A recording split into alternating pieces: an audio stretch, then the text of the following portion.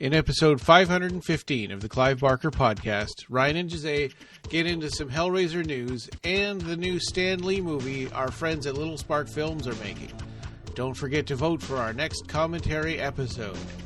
This is the Clive Barker Podcast, where longtime friends Ryan and Jose interview guests, bring you the news, and take deep dives into Barker-related stuff. This episode is sponsored by Don Bertram's Celebrate Imagination. Don Bertram is a longtime friend of Clive and advocate of his art, but Don's unique and inspiring paintings are for sale, and over 50% of the proceeds go to the Arts and Medicine program at the Texas Children's Cancer Center. There's even a paver in Washington, D.C. representing Celebrate Imagination. We're thrilled that this worthy cause is sponsoring our podcast again this year, and we hope that you'll consider looking over the Etsy shop to buy one of his original paintings or books. Follow the link in the show notes or click the side banner and let's see what's new with Don Bertram today. Check out his most recent paintings, Self-Acceptance, Fireflies, and The Waiting Room. Texas friends, Don will be at an art show in Pearland November 22nd at the County Place Social Hall. Let's welcome our other sponsor, Ed Martinez, and his YouTube channel. Lots of great special effects videos and Barker-related content. What's the latest from Ed? Take a look at Ed and Nina's most recent short, the 1992 Fangoria Weekend of Horrors Chicago Costume Contest. We have a new sponsor. It's the Now Playing Podcast. Arnie, Stuart, Justin, Marjorie, and Brock host a long-running movie review podcast and have a comprehensive blog with book reviews. Check out this one on the Hellbound Heart. They've even written a book on underrated movies. They started in 2007, but the podcast really took off when they began doing movie retrospective series in 2009, like when they did Friday the 13th or all the Stephen King movies. They've even covered Clive Barker movies in some Patreon-exclusive episodes. Please check out the Now Playing Podcast, and if you love it like we do, you might want to help out their donation drive. Here's their most recent stuff. Their most recent episodes cover Return to Oz, Predator Badlands, and Oz the Great and Powerful. All right, well, welcome to episode 515 of the Clive Barker Podcast. How's it going, Jose? Hey, the big 515. I'm doing good, Ryan. I'm going to adjust a little bit my schedule because I'm starting a new job, and it's going to be a job that takes place mostly at Fridays, Saturdays, and Sundays. So that's why we're recording this right now on a weekday. It'll be coming out on Sunday, as usual. Yeah, I've had a good time. I watched Frankenstein on Netflix. Did you watch that movie yet? No, somebody at work told me that I really needed to do that, but I've been trying to catch up. I bought the 7-disc Jurassic Park 4K set, and so I've made it all the way through the first 6 movies. Yeah, because I'd never seen them past the first movie. So wait, you're talking about a set of all of them, right? 1, 2, 3, and then what? Jurassic World? I forgot the titles of There's 4 Jurassic World movies. Right. Yeah. Wow. So I've watched 3 of those now. I've gotten through 6 movies so far. I think I've seen the first 3, and then I think I saw the one with the Chris Pratt and the Velociraptors. I think Chris Pratt is in 3 of those, and then the one I haven't seen yet supposedly has a whole new cast. Wow, how does that look in 4K? Yeah. Oh, they look good. Yeah, and the sound is really nice. It's crazy how that CGI from the 90s still holds up. They really did a good job with that. Well, it was mostly practical. There was hardly any CGI in the first Jurassic Park. Yeah. But, I saw the Guillermo del Toro's Frankenstein today, so I had a good time watching it. Very Baroque movie. A lot of crazy makeup effects, and I think it's really entertaining if you want to spend a couple hours watching it. That's on Netflix, right? Yeah, I think it might still be in select theaters. I'm not sure. I know that it had a limited theatrical release. I looked for it in my theater, and it wasn't there. Yeah. But I also want to see the new Predator Badlands. Oh, I hear it's getting really good reviews as well. Yeah. I don't know anything about that movie. I just know that there's like a synth person and a predator. And she's from the Wayland Yutani Corporation, so it's It's kind of a crossover with Alien sort of a deal. Huh. Yeah, that's kind of cool. Well, they did that with the Alien versus Predator movies, right? Those terrible, terrible movies. But they're fun. Yeah. Well, especially that first one was really bad. Yeah. Is that the one where there's a laser fired from space that makes a tunnel to the center of Antarctica or something? Yeah, that's right. I vaguely remember it. Yeah, and it had Lance Henriksen as a human being. Right, as the guy from the Wayland. So today, as we record this, it's the 12th of November, 2 days after Claire Higgins' birthday. So happy birthday, Claire Higgins. She played Julia, of course, in Hellraiser 1 and 2. Yeah. And she's an excellent actress. And happy birthday. Yeah, happy birthday to Claire Higgins. And before we get to the rest of our news, I did want to mention Kickstarter update. Bennett and Nathan, I'm going to keep on bugging you guys until you get us your address so we can send stuff out to you. And to Terry and Joe, your packages just went out yesterday, and I'll have those tracking to you before this episode airs, so you should have that. I just mailed those out today being Wednesday the 12th. And thank you so much for those Kickstarter backers that they keep us going, and I'm really appreciative of them. So yeah, Bennett, Nathan, get in touch so you can get your rewards. And so news, right? A couple of big ones. I know we just talked to the last episode. We just talked to some folks at the Hellraiser Discord server, but there's been a couple of new announcements from them. One of them, by the time this airs, it will have already happened, but the Hellraiser Inferno Watch Along is happening Saturday the 15th. 15th, of November. Yeah. So this will air on the 16th. So that will have already gone by, but people should, hopefully after our last episode, more people have signed in on the Hellraiser Discord server. Yeah, no, I'll do a quick Facebook post on our page today, so people will have time to click and mark their interest on that watch along. I'm going to be at work. You're going to be at work too, I think. So unfortunately, we're not going to be able to join, but it's Inferno. For those who like Inferno, that's a great opportunity to meet like-minded people or to riff on the movie, if that's something that you want to do. Yeah. I think we have a voice channel. There's a lot of people that like that movie. I think we might have annoyed them if we were just chatting along with it.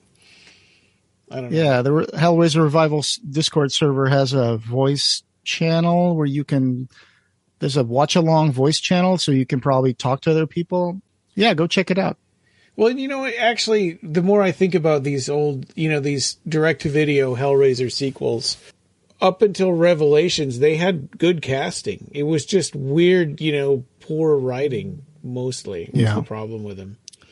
Yeah, decent casting, and they had decent special effects. Yeah. I, for example, like the fact that when they did Deader, they went back to showing the Cenobites being zapped by lightning, just like in the first movie. I like that stuff, for example. It's just a story that sometimes fails. Like you mentioned before, all those scripts that were being slapped together with Pinhead, scripts that were from a different movie that they would just rewrite to make it a Hellraiser film. And people reworking an idea that they stole from Jacob's Ladder and then turning it into a Hellraiser movie. Yeah. Because how many of them were just people that were in hell and they didn't know it? That's right. 5 and 6 and 7, I think, right? Yeah, there's a lot of fake outs like that. Trevor in Hellseeker. 6. Aaron Boone in Inferno. Yeah, the detective. Detective Thorne? Yeah. Thorne. And then the one with the cultists, right? Or Hellworld is also, everything is like a hallucination that they're having. Oh, with the Hellraisers. Or no, is that what they were called? The people who are in the fan club? That's right. When they get to the house. They were fans of a really awful looking game. Lance Henriksen says, "Hello, Hellraisers."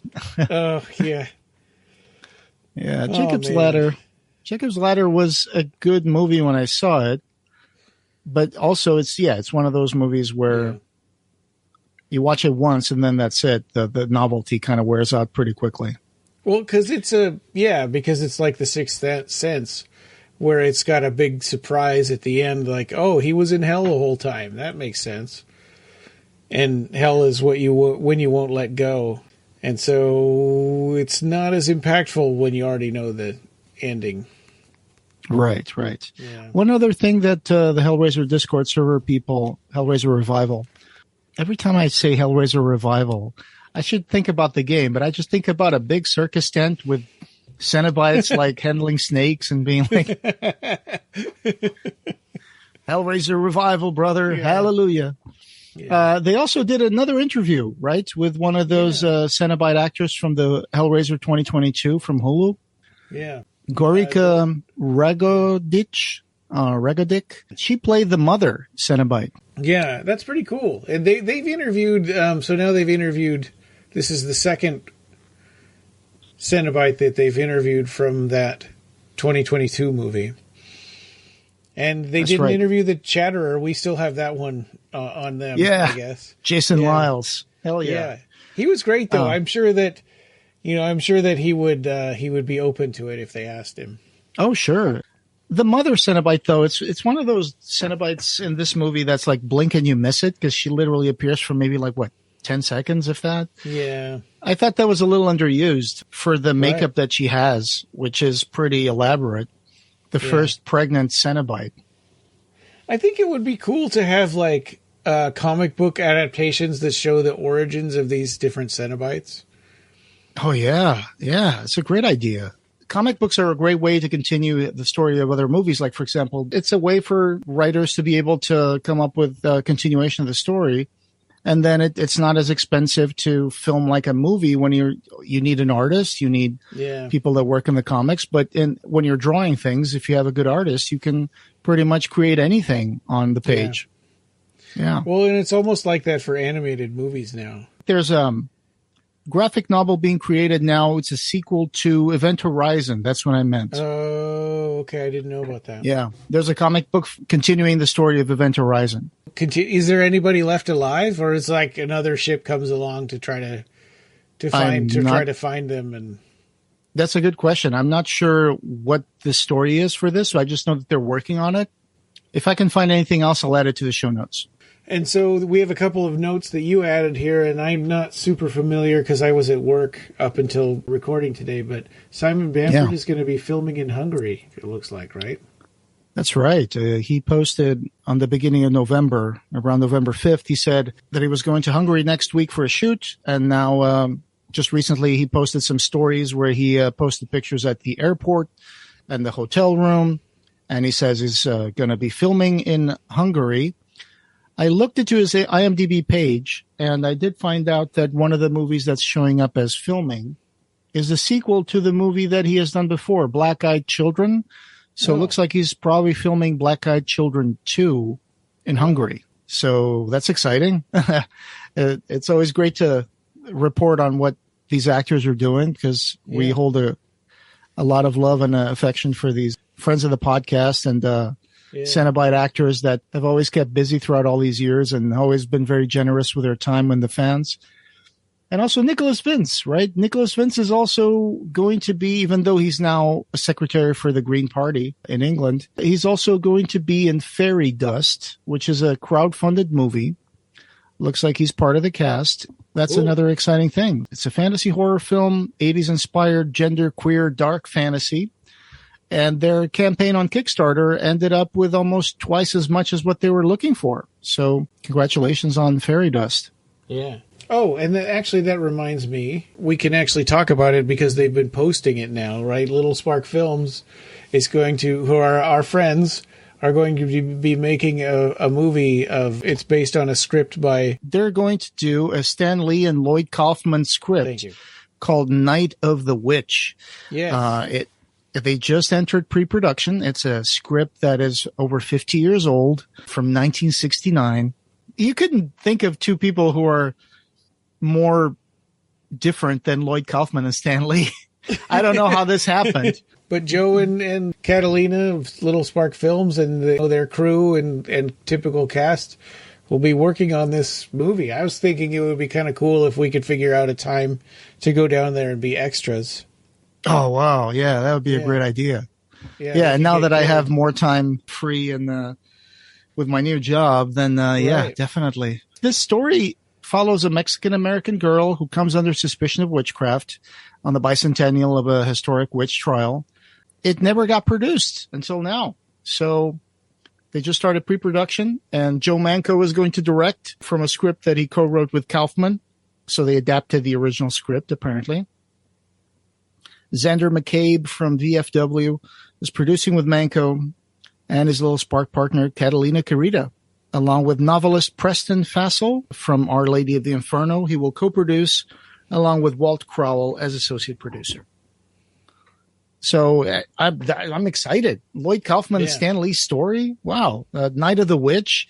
Yeah. It sounds just like I've been watching a lot of Hammer movies lately. I've been watching a lot of Peter Cushing Frankenstein and Christopher Lee Dracula movies because I had a DVD that I bought once that had like 2 Frankenstein movies and 2 Dracula movies.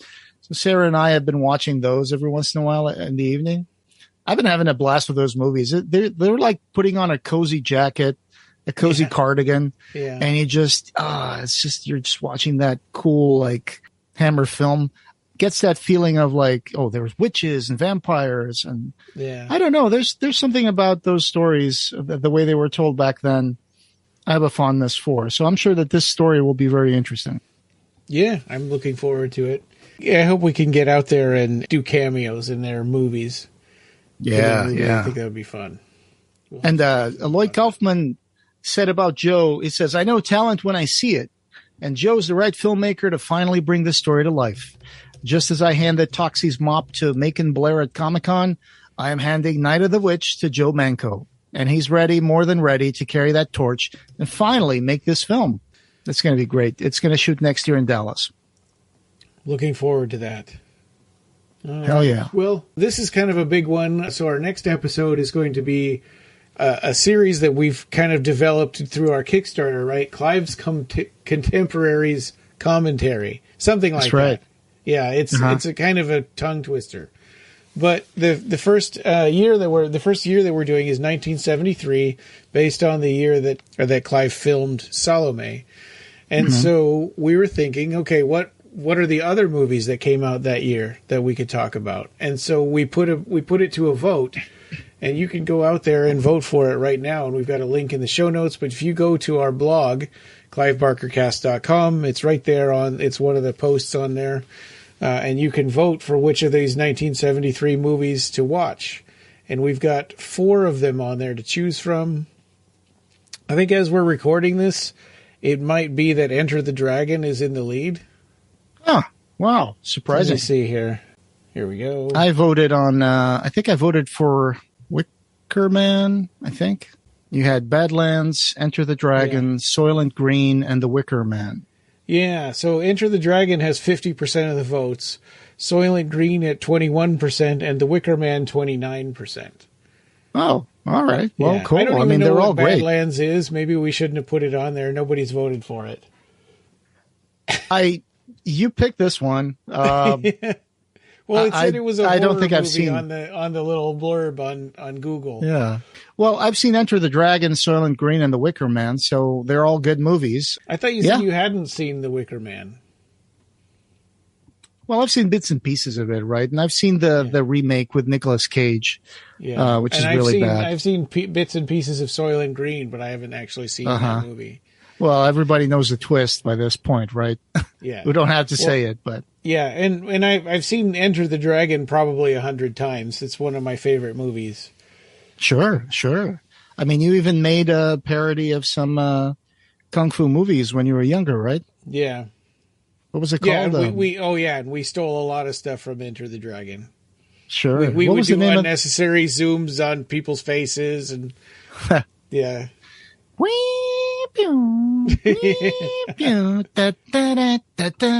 Looks like Enter the Dragon is in the lead, so any Soylent Green or Wicker Man fans or even Badland fans, go ahead and vote. Yeah, we'll know more. I mean, this vote will have changed by the time you hear this, but as of right now on Wednesday, Enter the Dragon is in the lead. We want to hear your votes, and we'll have a link in the show notes, or just go to our blog and put your vote in. That's going to be fun. I like doing commentary tracks. I wouldn't call Enter the Dragon a horror movie, though, but I'll take it. No, it's not. But I saw that on there, and I just had to throw that in because I love that movie. Oh, yeah, for sure. Yeah. And then Book Club of Blood. The next one will be Rawhead Rex, was a big one. A lot to talk about on that one. And then a study of a portrait by Clive Barker, right? That was one of your ideas for the Kickstarter.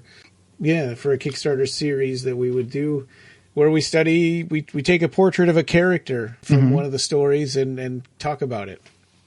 I like that. I thought that was an interesting idea to bring forward to the Kickstarter, and I'm looking forward to get started. We should probably start discussing some portraits that we can discuss. Go to our Discord. I'm probably going to start throwing options there. If you want to give your feedback about which one you'd like to see, there's definitely a lot. I mean, Aberrat alone is like nothing but character portraits, pretty much. Right. Yeah. Yeah, but there are lots of portraits from Cabal and Hellbound Heart. Thief of Always. Yeah, some from The Great and Secret Show. That's right. Yeah. There's a few. Weave World. We'll throw some ideas in the Discord server for the BarkerCast. And if you're an active member there, just go ahead and give us some feedback on what you'd like to see. And then probably our last episode for 2025 would be another contemporary commentary, right, for 1978 when they finished The Forbidden. Huh. Yeah, 78. We haven't really... Have you gotten any movies for that yet? I need to look and see what that would be. I'm thinking what is it, Halloween maybe? I'm not sure. But we already did that one. See. Like, let me check people that are out. probably wondering why we don't have The Exorcist on this list for 1973, and it's because we did it already. Yeah, like we have Halloween, that's 78. We have Dawn of the Dead, Invasion of the Body. Yeah, Dawn of the Dead is we did good. Both of those, didn't we? We talked about Dawn of the Dead and Halloween. And Halloween. Then there's the Invasion of the Body Snatchers. There's The Fury, I think, from Brian De Palma, where there's like a head explosion in that one. There's Piranha, Joe Dante. Piranha is pretty funny, unintentionally. Yeah. That's another Romero movie in 1978 called Martin, which is a vampire film. Right. Oh, and this one, Magic. Anthony Hopkins is a ventriloquist that loses control of his murderous dummy. That's a really good one. I've seen that one, and it's really good. A very unsettling movie. Yeah, for sure. And of course, 78 bunch of choices there. Actually, not so many because we've already covered some of them. Yeah, and there's also Attack of the Killer Tomatoes, 1978. But with George Clooney. No, he's in Return of the Killer Tomatoes, I think. I think so. Yeah, and in that bear movie, that Barbie Wild. What was that bear movie? Grizzly 2. So we want to thank our Patreon sponsors. And we're putting this kind of at the end, so we're not front-loading so much stuff in the beginning before we get started on our episodes. But we really want to thank you guys. You have been a really big help to us and kept us going. So special thanks to David Anderson, Eric Van de Holt, Daniel Elvin, Amanda Stewart, Bradley Gartz, Matthew Batten, Bennett, who I believe is the same Bennett that hasn't given us his address. Yep. Jesse, Clara Leslie, Timothy Raymakers, Terry Murdoch. Special thanks to our sponsors, Don Bertram's Celebrate Imagination, Ed Martinez's YouTube channel, and the Now Playing podcast. I got to start listening to them as well, so we can talk a little bit about their latest episode if we want to do that. I just listened to their episode about the killer Predator, the Killer of Killers, which is the animated Predator movie on Hulu right now. Oh, I didn't know there was an animated movie for Predator. That's cool. Yeah.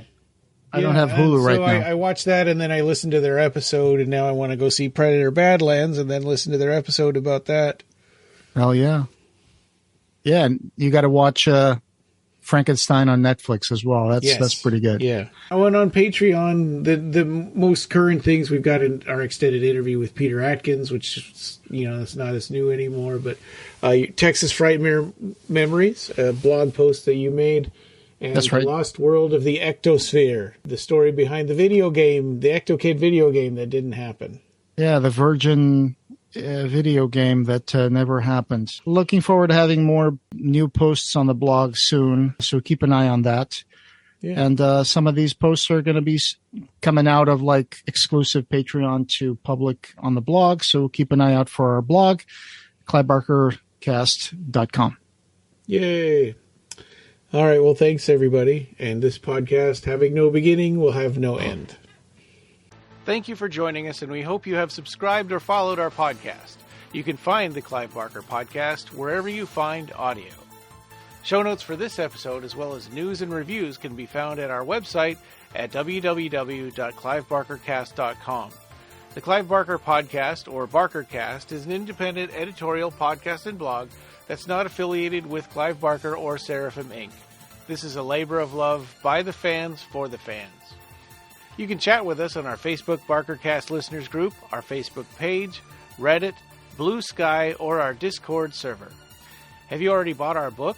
The BarkerCast Interviews Occupy Midian, available in Amazon hardcover, Kindle, and Apple Books. Join our Patreon and become a patron to get access to exclusive stuff, pick an episode topic, or maybe join in the discussion. You can also buy a t-shirt in our TeePublic store. Just go to teepublic.com/stores/BarkerCast. Leave a voicemail for us on the SpeakPipe link on our blog, and we might put it in the episode. Opening and ending music generously provided by Ray Norrish. Thanks for listening.